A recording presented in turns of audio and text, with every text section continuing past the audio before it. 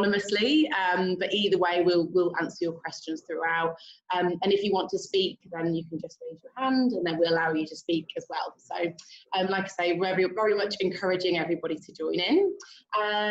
So, like I say, there's a few questions that we're going to run through as just a starting block, and then if anything else sort of develops from there, then we can sort of delve a little bit deeper on anything that people want to. So just to give you an idea on the next slide of what we're going to be going through.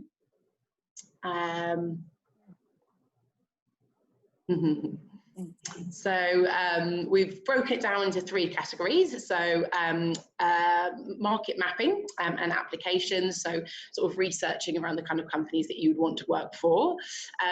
Personal branding, so how you're projecting yourself out into the market, and then also a smart job search. So obviously finding those jobs to apply for. And then we're going to have a final Q&A at the end for any questions that we didn't manage to cover throughout the session. So yeah, first up is research. So I think Prerna, do you want to lead this section? Sure. Cool.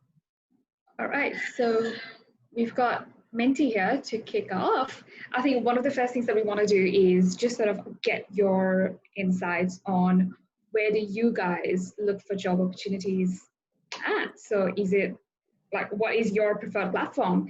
So we've got menti.com. If you could just sort of get on this website on your laptop or your phone, and there is a little, I guess, code that you need to put in, and that should help you answer this question.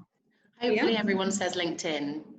I hope so. This session would be really relevant. But obviously, if it's something else, then that's really interesting too, and we can adapt that session to it. So that's the code, guys. So once you get on menti.com, it's quite straightforward. Put in 353429, and then submit your answers. We'll have 2 minutes to do this. LinkedIn. Woohoo! Yay! Indeed. Be interesting to see what else comes up. Okay. The answers that are the largest are the answers that most people have given. So it might just be that LinkedIn gets bigger and bigger. Okay.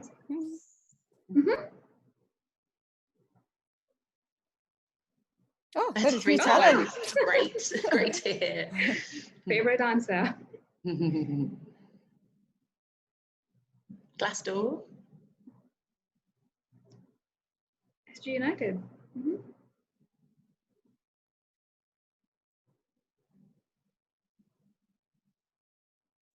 Okay. Financial careers. Word of mouth. That's good.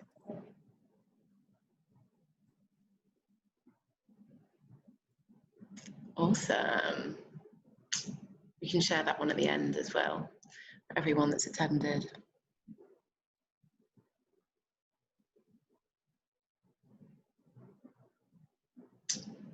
Cool. Right. I think now it's just moving around. Yeah. Well, each time someone submits an answer, then it sort of adjusts a little bit, but it looks as though LinkedIn is in the lead. Yeah. So we're in the right place. Okay, if we're done, I shall go back to this. Cool. All right. So this part is about market research, and I guess, we do have a few questions here and a few answers, and also I guess tips on how you could be using LinkedIn to do market research. So one of the things that we recruiters obviously use as a tool is LinkedIn for market research. Now, what is market research, if you might ask? It is, as simply put, it's just sort of gathering information and data on your target market. So we as recruiters use it for a number of things.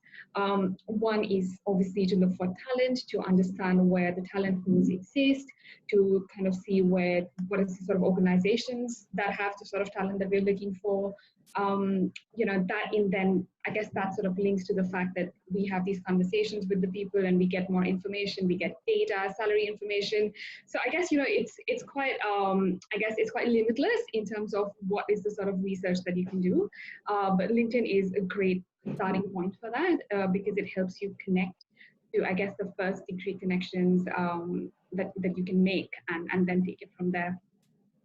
Now, as candidates, if you're wondering, how can LinkedIn come in use beyond the job search bit, which we understand that you guys do love LinkedIn to look for jobs.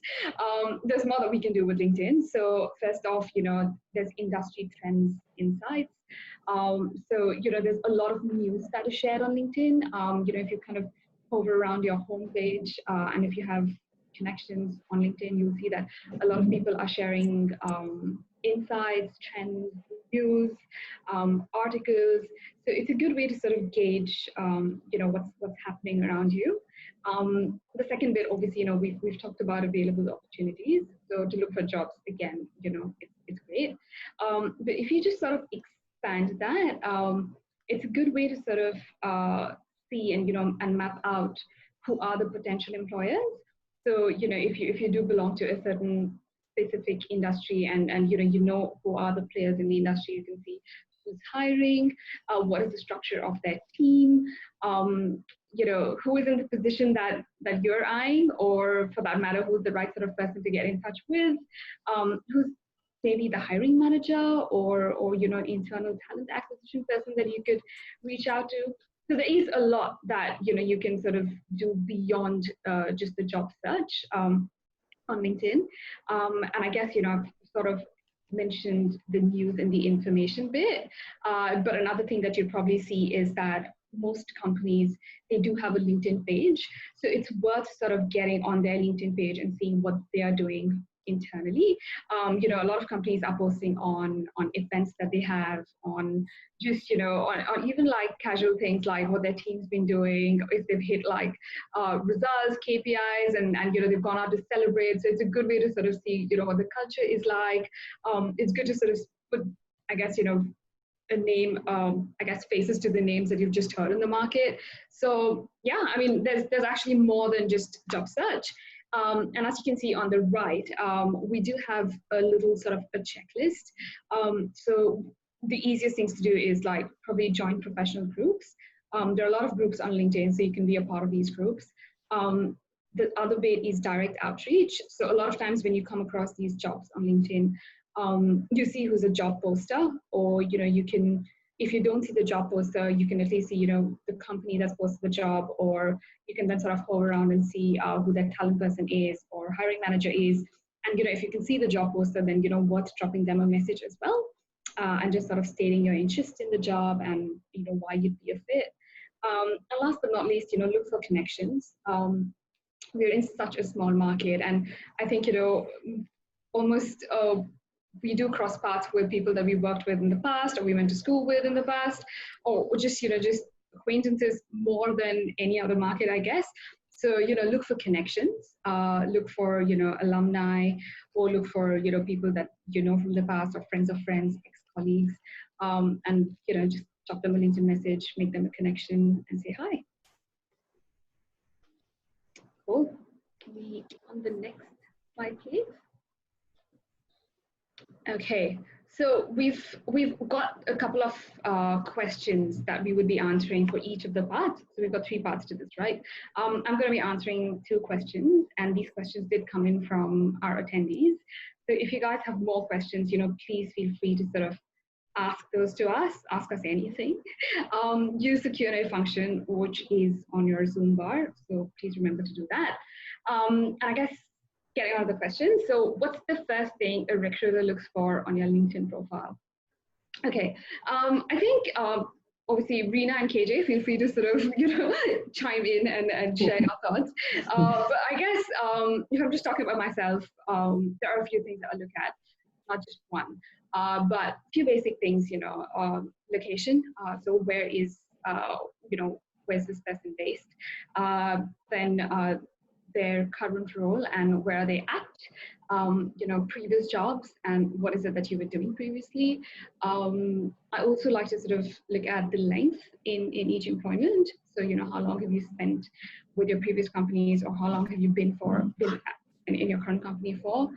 And just, I guess, just the general background. So I think it's nothing special that we are looking for, unless, you know, the brief requires something special. Like, you know, if the job that I'm working on, the non-negotiable is, let's say, a language capability, like, you know, they must speak Mandarin, for example, then, you know, I would try to look for that on your profile, you know, under the language section. That's one that I was going to mention, actually, Prerna, because I think sometimes there's certain aspects of your profile that you might just think are really obvious.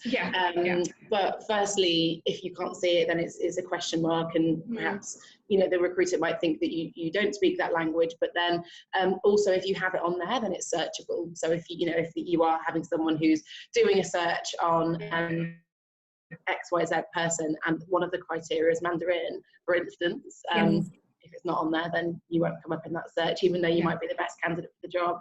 Exactly. And I think one of the things that I've seen lately is, I have seen candidates who just put that they are Singapore PR. Yes. But that's actually helped quite a fair bit, because it's hard for us to tell if you're Singaporean or if you're not, or if you're PR. And a lot of times, sometimes we may miss candidates that are PR that we don't know of. So that's something that I've seen quite a fair bit that does grab attention, because obviously being a Singapore PR is a good thing when it comes to searching for a job. So yeah, that's what I've seen lately. And of course there is a function on there which actually allows recruiters to see that you're open to opportunities. So I think that's important to highlight too. Cool. All right, the next one. So should I approach recruiters on LinkedIn, and what would make them more likely to work with me? First part of the question, should I approach recruiters on LinkedIn? Yes, why not? But what I'd say is that, do your homework. So what's going to make them work with you is, if you've reached out to the right recruiter, and by the right recruiter, I mean are they kind of working in your area of specialism or expertise? For example, if you're a finance professional, but you've reached out to a supply chain recruiter, I mean, they're not going to be able to help you to the best of their ability. They might just, give you some direction or connect you with someone that they might know. But what I'd say is, do your homework. And the ways in which you can do that is check their LinkedIn profile, because most recruiters do mention on their LinkedIn, what is their area of expertise or their area of focus. So check for that. Check on their company website, for example, what is it that they're doing. And the reason why I say that is that a lot of times you might find that a colleague is better suited to help you versus them. So, you can look at the team and you can see, who you should be reaching out to. And I guess the other way to sort of find out is seeing the sort of ads that they post. So, you'll see that a lot of job adverts do have the recruiter contact details. So you know that, yes, this recruiter has posted a job ad that's perfect for me, and therefore I should reach out. So I guess it's just an extension to what I mentioned earlier, which is do your research before you approach the recruiter. But, and if they're in the right space, then by all means, approach them.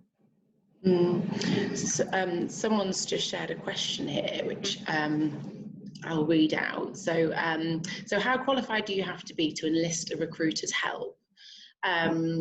So I guess there's two types of recruiters as well. So, I mean, the question that's on the screen doesn't necessarily specify, but the question that's just been sent in, I think, is in reference to a recruitment agency. So that would be a third party rather than a recruiter that works for the company.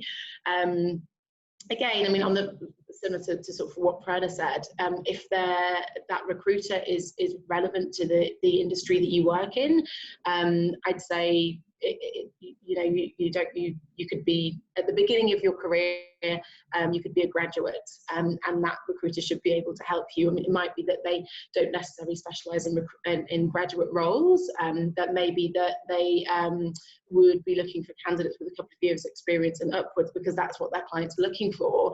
But certainly, if you were to come to 33 Talent, as with any level of qualification in our industry, we'd be able to support. whatever sort of degree of support we can give you there, then we would be able to help. So yeah, I think touching on this, I think it's not so much about whether you're qualified. Everyone can get in touch with a recruiter, and there's always some ways that we as recruiters can help. It doesn't have to be whether we would place you in a job, but it could be, you know, you're stuck somewhere, you could be in a totally different industry, but you're stuck in your career, you don't know where to go, you don't know how to start. These are advice that any recruiters can give you.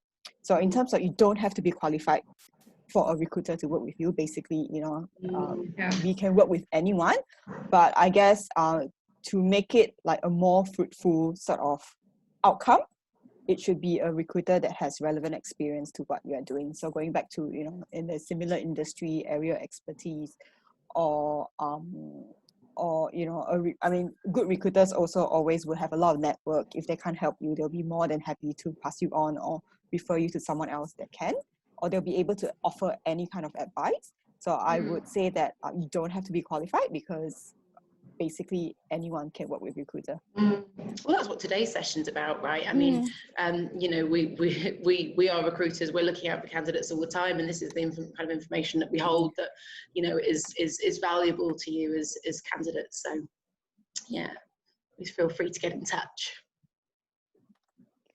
Cool. Okay, so we're going to talk a bit about personal branding. So what is personal branding? Personal branding is what people say about you when you leave the room.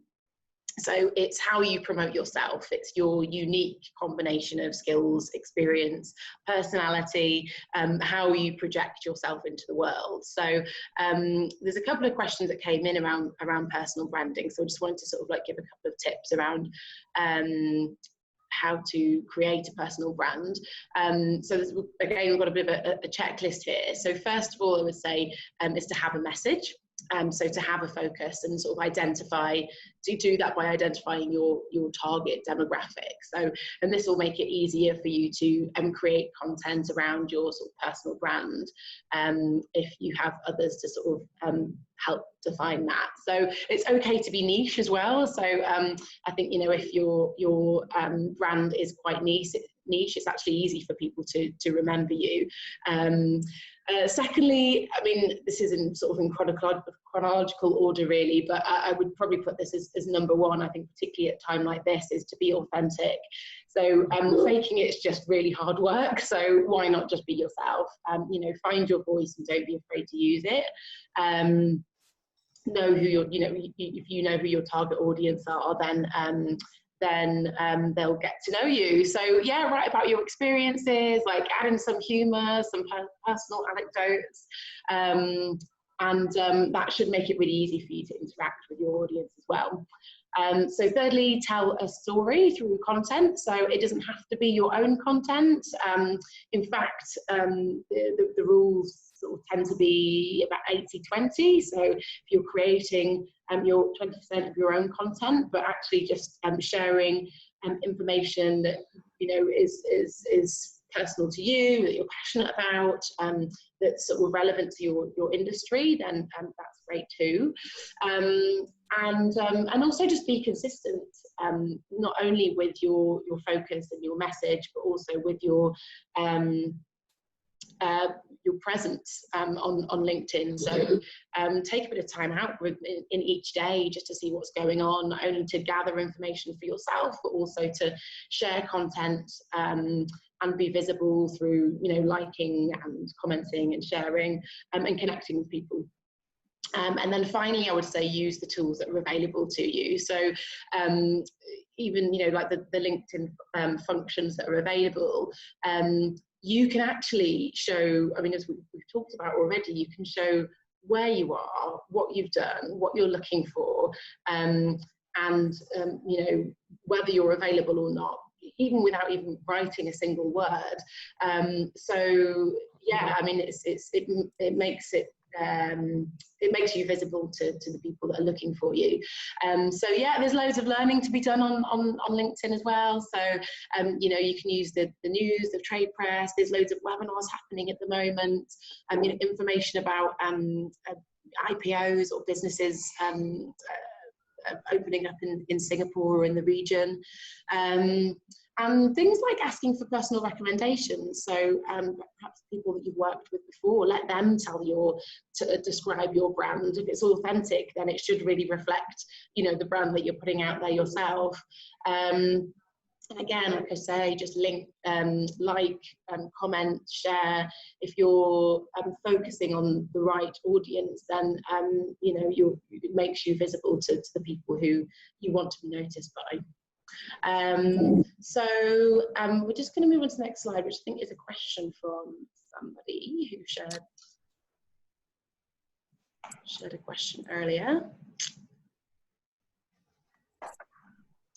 So what kind of original content should I be posting, and what impresses employers? So again, just to go back to that point of authenticity, I think original content should be something that you really think and really believe and are really passionate about.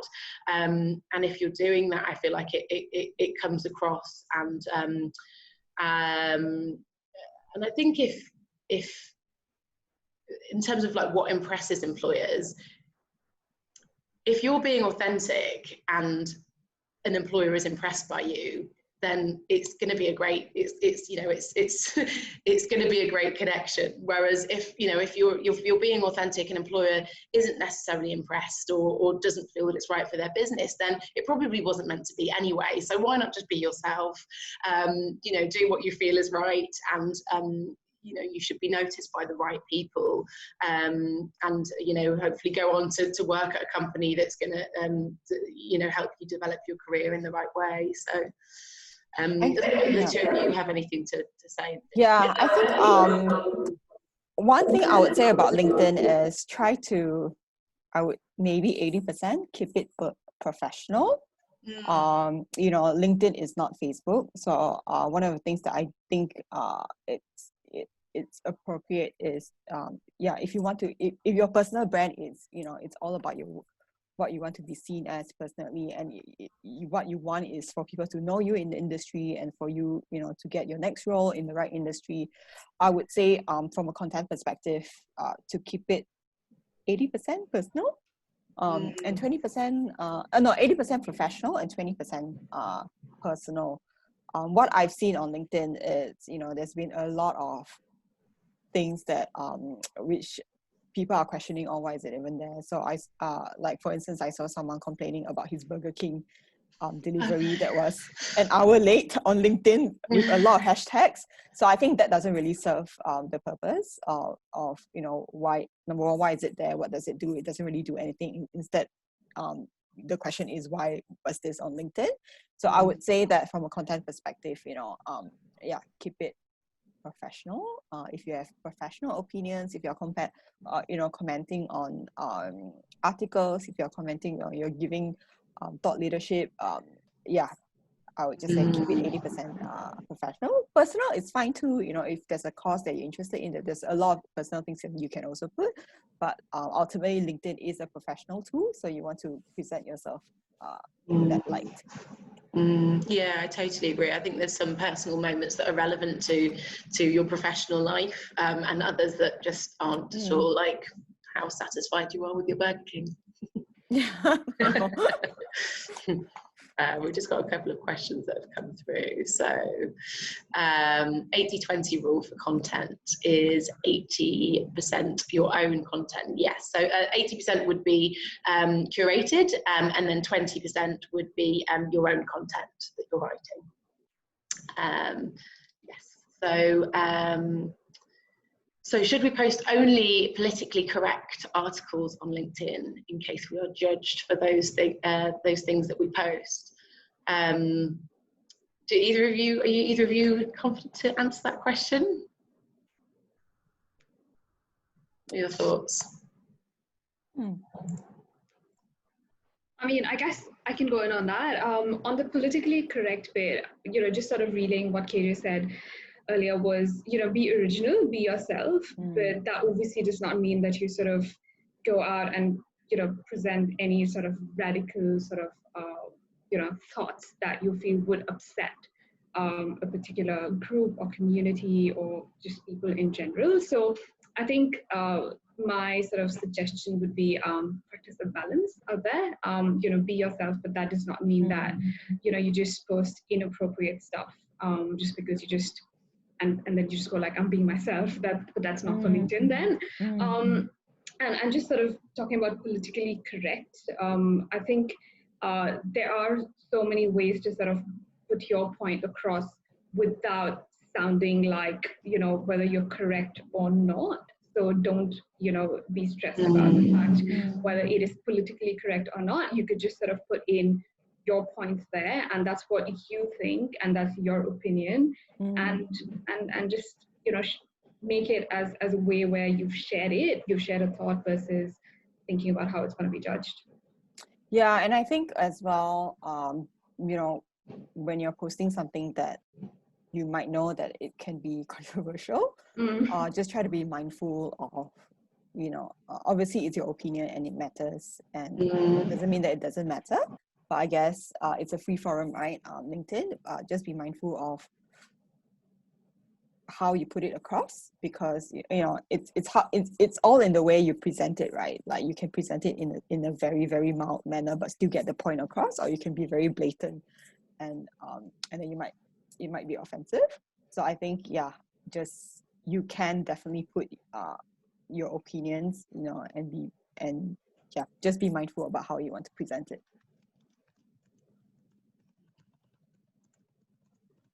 Go to the next slide. So a few people asked about profile examples, so the About You section on LinkedIn. So I've got an example here of an About You section. And there'll be somebody who's participating who will find that quite familiar, because it belongs to somebody who's participating today. So we thought that we would bring that up as an example. Actually, I think this is a great example of an About You section. I think it's really specific, which I like about it. So rather than just sort of describing yourself as a Marcoms manager, you know, a job description of a Marcoms manager, it actually gives specifics about what country they've worked in, what kind of industries they've worked in, what kind of work that they've done. Thinking about SEO, there's so many opportunities in there for somebody to find you on LinkedIn. So I think for that reason, it's a really, really great profile. Says how many years of experience. So even without looking at where this person has worked and how long they've worked there for, you could probably get a good idea of whether they were the right person for the job or not. I would say that you know, the LinkedIn profile doesn't necessarily have to replace the CV. So I'd say to keep it relevant and keep it, I don't know what the perfect length would be for an About You section, but I think that first paragraph sort of like says what it needs to say, and then sort of from there, maybe the rest of that could be later explored either in specific jobs or on CV, because you want to capture someone's attention with the facts there. So yeah, just a sort of, you know, pros and cons of that profile, but all in all, I think it looks great. And then there's another one which is a little bit different. I think this sort of goes along the lines of authenticity, which I keep talking about. I think it's really different. It's really personal. It says a lot about this person's soft skills, like how they're going to fit in culturally. It's a little bit sort of cheeky, and even the sort of the way that it's spaced out, I think captures the eye. Yeah, and I think, sorry, to chip in, I think these two profiles could attract two very different types of companies.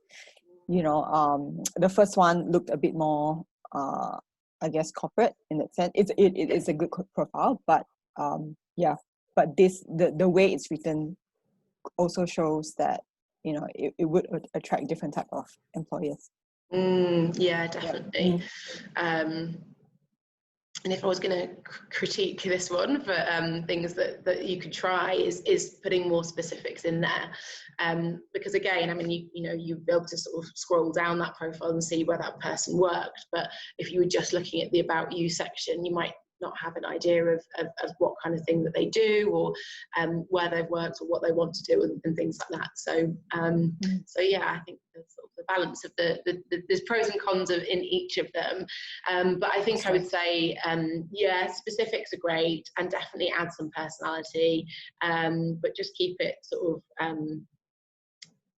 to maybe one paragraph, and like I say, just to sort of grab people's attention, and give them that sort of snippet of information that they need.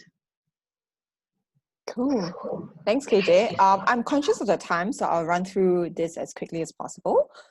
So the job search. So obviously, I believe everyone, when they are looking for a job, they do keyword search.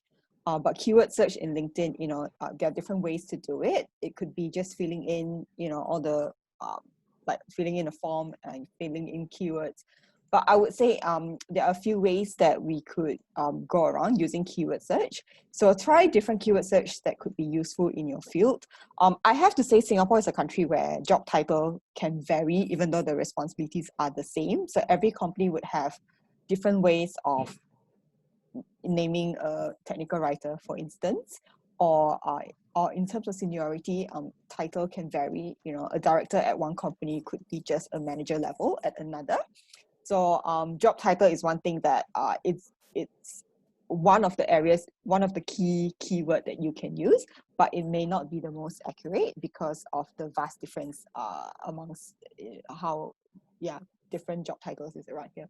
So the first thing is looking at understanding what are the job titles out there that truly specify what you do. It could be technical writer, or some companies may call it, information design, or it could be technical editor, it could be content writer.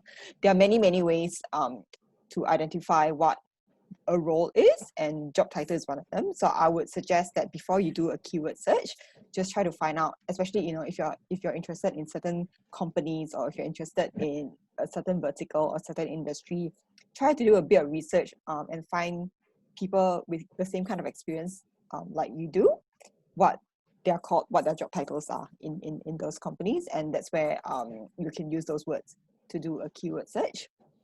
And then following on that, you can also set up alerts with the best keywords to be one of the first few people to be alerted whenever there's a job opening, especially in those in the companies that you're interested in. And then sort by new to beat competition, but don't be new to beat competition, but don't be discouraged by applicant counts. So to be honest, it can be quite daunting if you see a job posting on LinkedIn and there are like 600 applicants. But anyone can apply. So out of 600, there could just be 3 that are relevant, or 2. So do not be discouraged when you see that there's a lot of applicants, because that really do not mean anything.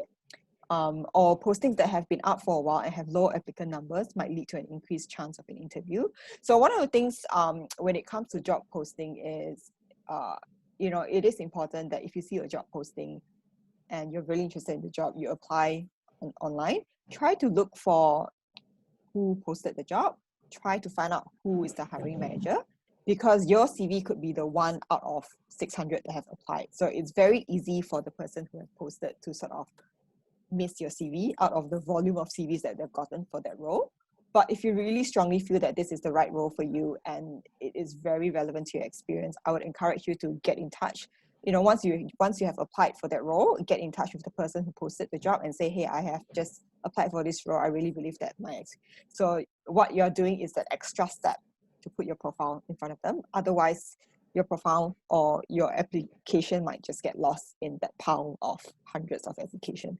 So that's something that we see quite a fair bit. Or if you know people working in that company, or if you sort of can guess, like, if you look at the job description, sometimes it would say that this role reports to the director of something. Why not get in touch with that director of something and then send over your CV? So there are a few ways aside from just applying for jobs blindly, because that is what everyone is doing. But there are also a few ways to sort of put your profile in front of the right people. I think that's where sometimes it's a bit challenging when it comes to applying for jobs, because the challenge is making sure that they do see your profile. We use LinkedIn quite a fair bit. I can say that sometimes there's just so many applicants, not just through LinkedIn, but also company website. There's just so many different channels. It is very easy to miss a certain profile. So the important thing is, to just make sure that you are targeting the right people. You are putting your profile in front of the right eyeballs, I would say. So if you look at the checklist on the right side, find the best keywords for relevant job and set alert. That's the best way to sort of get alerted when there's a new job opening in the market. Consider approaching recruiters.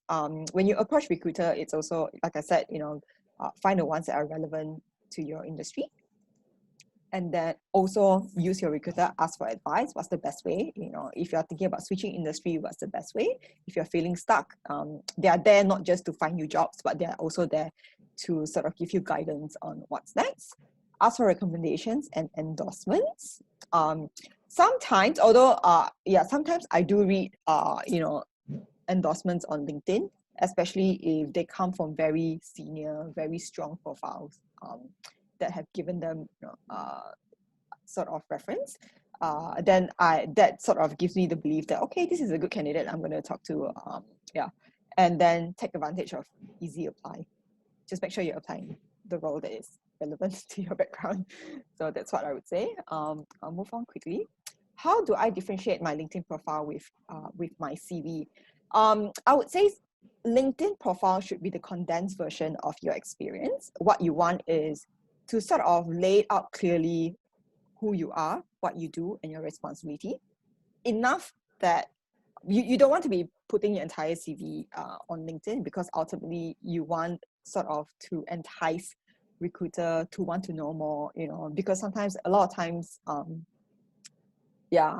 sometimes we sort of miss out, or we feel like we've seen everything on LinkedIn, and then we fail to find out that you're actually Singapore PR, So ultimately, the goal of LinkedIn is to get people to get in touch and to talk to you and to find out more.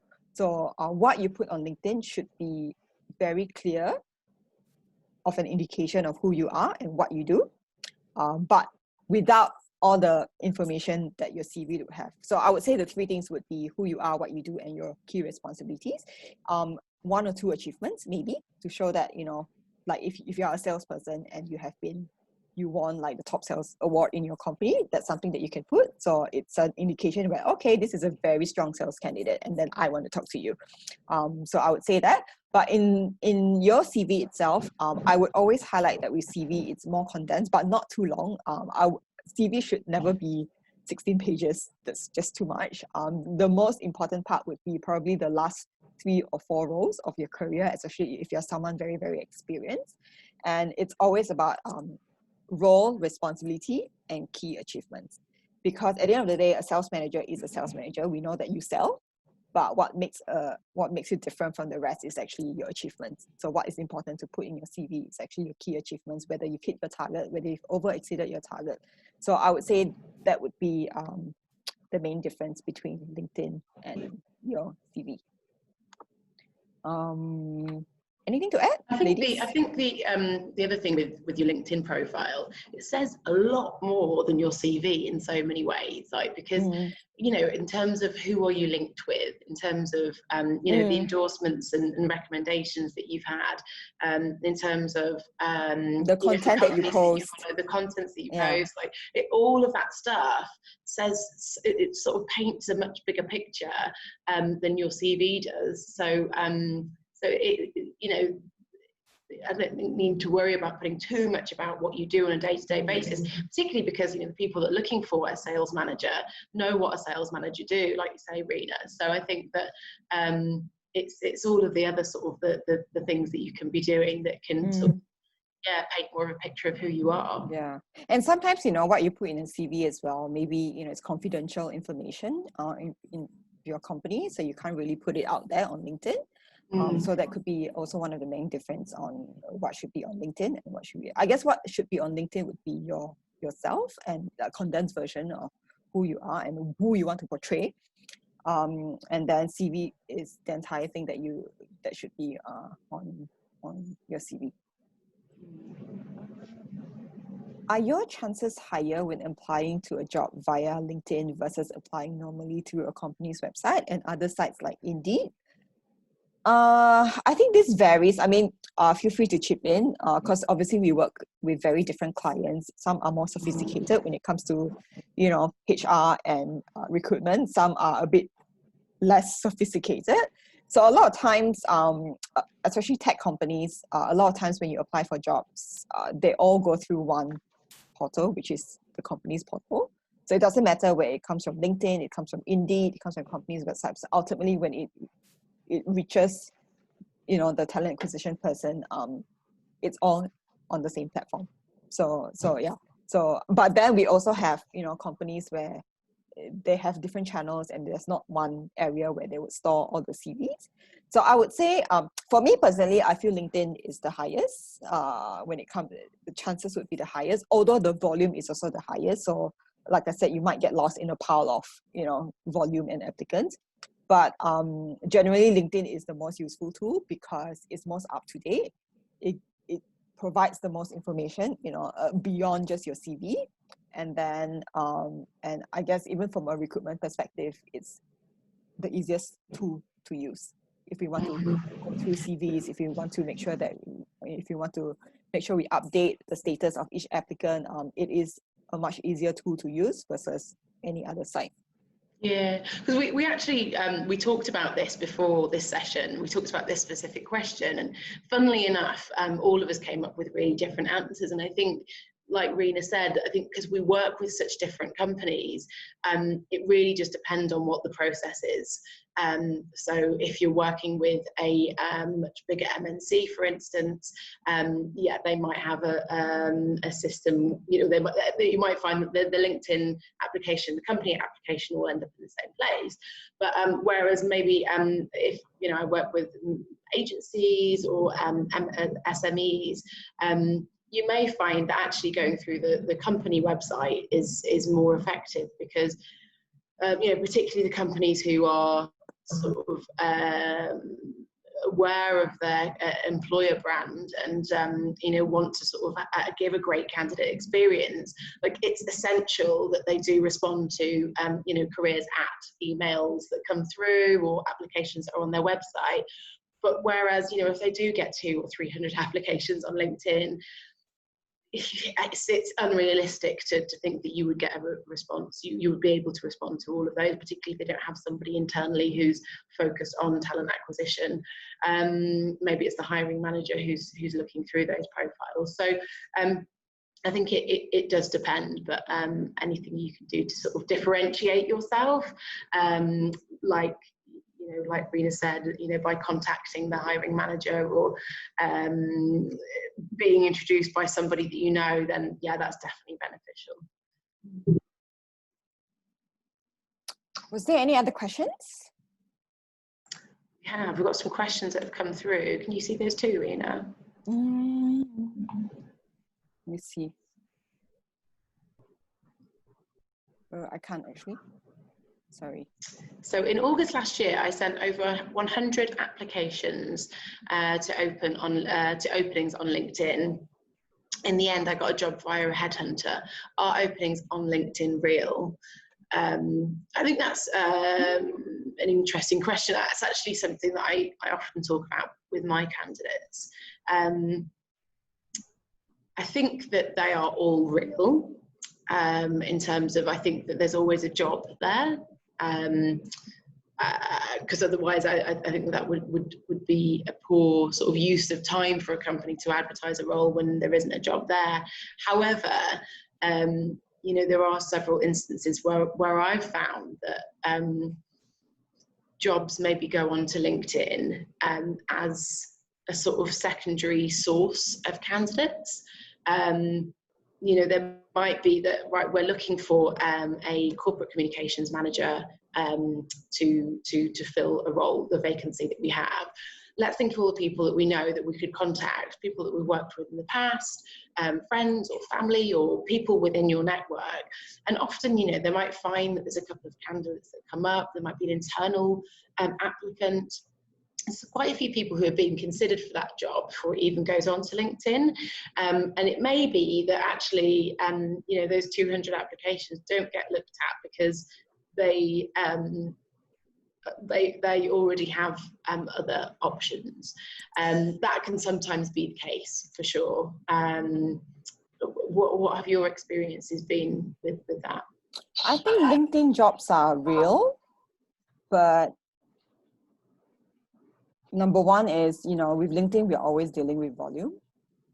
And like you mentioned, it's quite hard to get back to 200, 300, 400 people.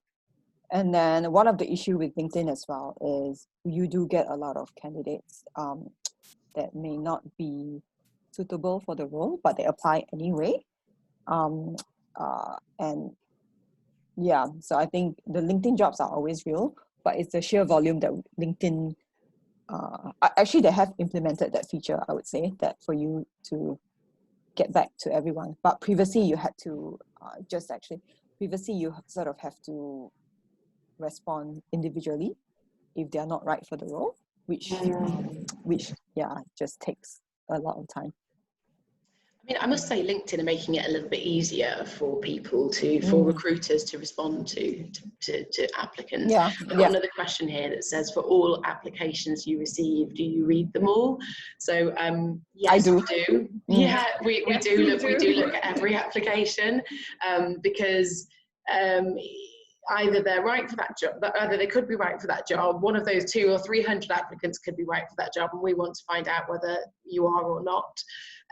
But then also you might be right for a different job, or you might be right, not right for any jobs right now, but you know, we'd love to be introduced to you because, you know, the work that you do could, you know, we may be able to approach you about roles in the future.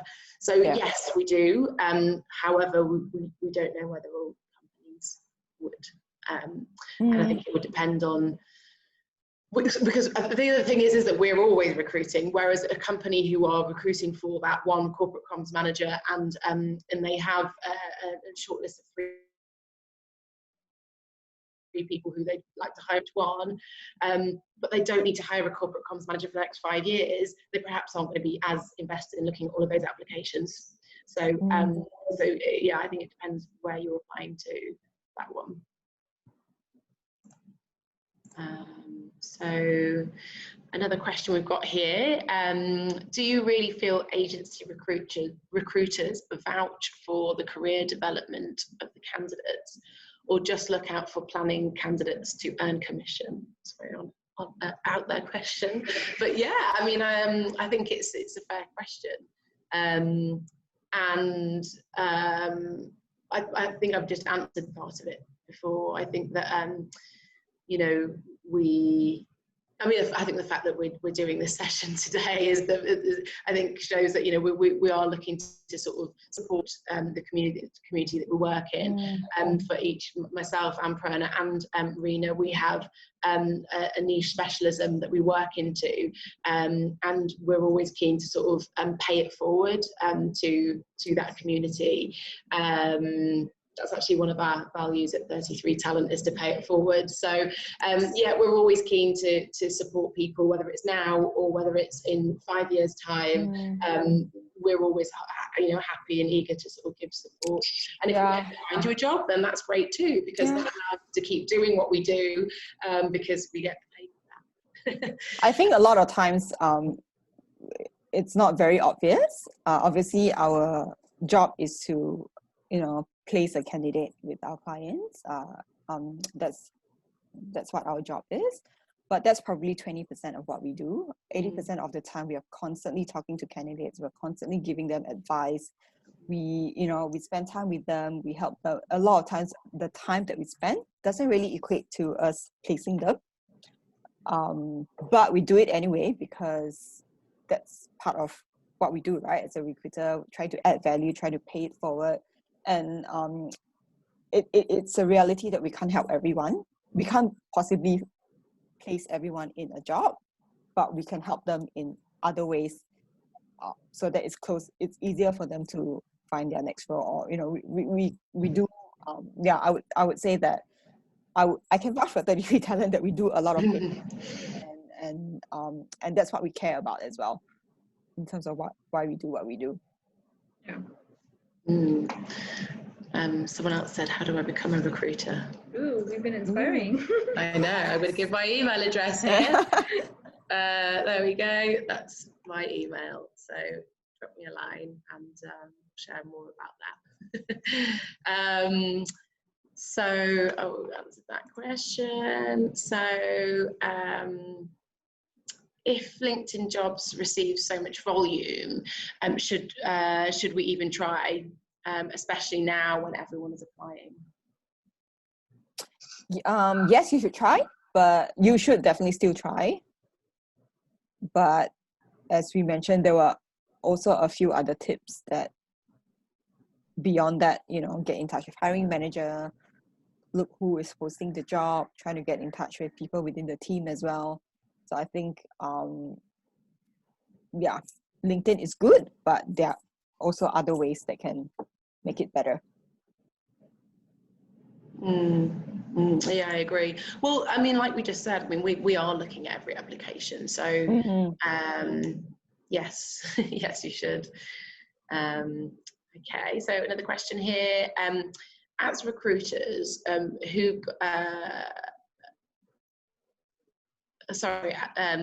recruiters who got a recruitment assignment by company X, applying for the same company through a job post.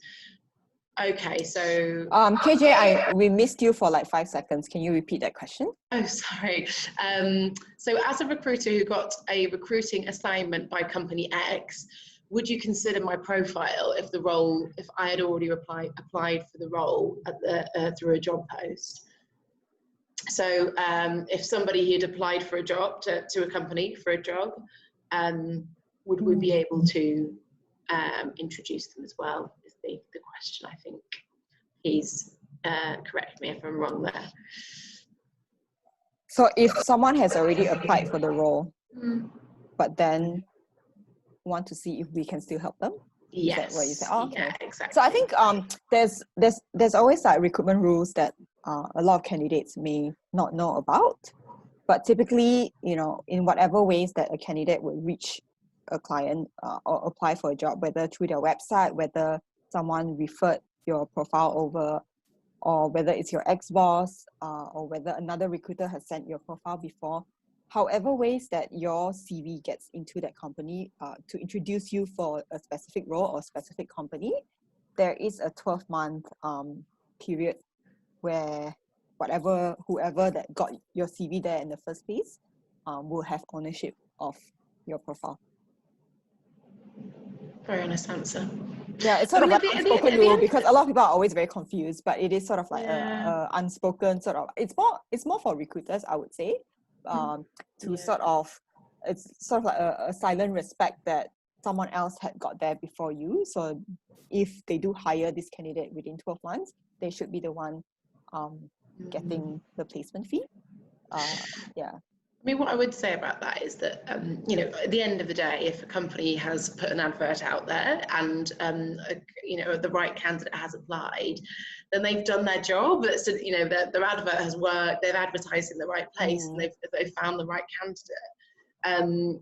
If maybe your application hasn't been noticed, which I think is sort of maybe what this question is directing towards,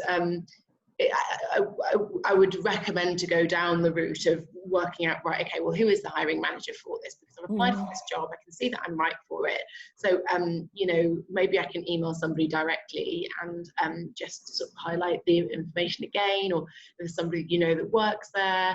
And to be honest, I mean, even if that this sort of particular scenario came up, I mean, often candidates say to me, I've applied for that company already, but I haven't heard anything back. Then we might know someone who works at that company. We might know the hiring manager and actually say, well, why don't you contact that person? Because they're the hiring manager, or, they'll be able to put you in the right direction. So it's worth talking to us about it, because we might be able to give you some insight and help, you know, put your application forward. Because like we said, yes, we do want to, you know, place all of our candidates, but at the end of the day, what we actually want you to do is to find the right job for you. And if this is the right job for you, then we want to help you to do that. So that answers the question. So the whole question, I'll read it out. I'm not. Okay, can I just put a cut? 4 minutes. It's almost 6. Okay, there's one more question left, actually. Okay, all right. So what is the selling point on LinkedIn profile? Is it not a personal place to understand a person's profile in depth? How can we portray the selling point? So I think what this person's asking is how you differentiate yourself from others on LinkedIn. Shall I say it again?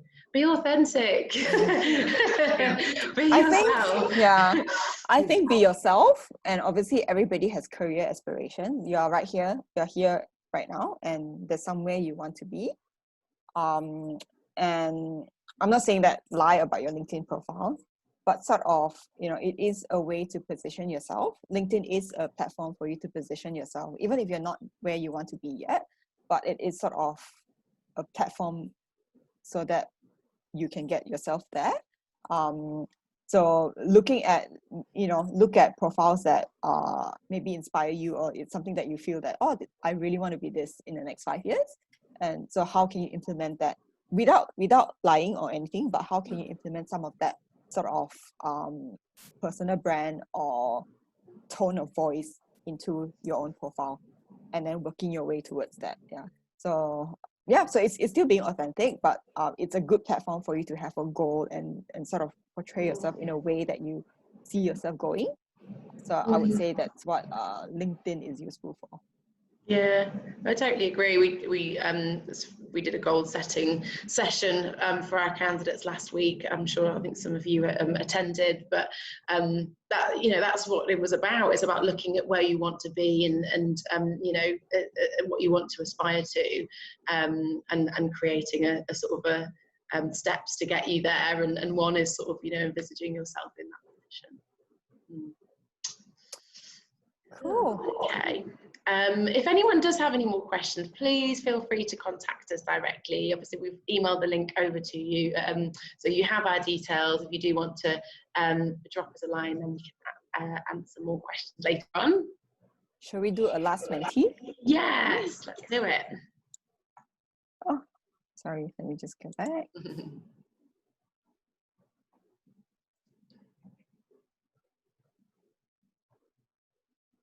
Awesome. So what is one insight, discovery, or takeaway you have from today's session? I'm going to put mine in here too. Guess what I'm going to write? Be authentic. Shh. Giving my game away.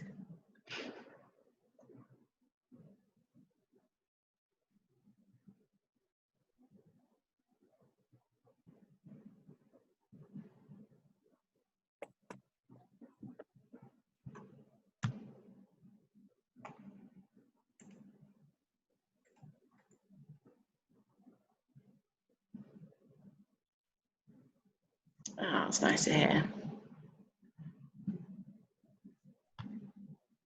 Yeah.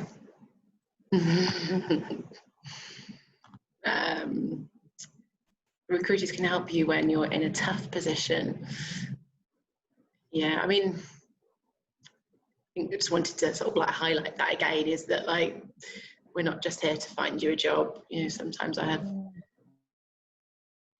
people coming to me saying, I've got these 2 job offers and I don't know what to do. And even though neither of them are through me, you know, more than happy to help, or, you know, give advice, because that is essentially what we're there for.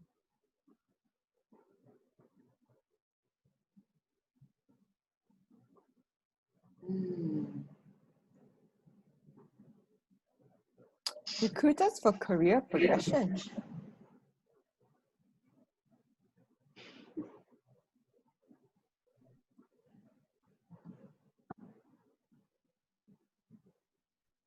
Awesome.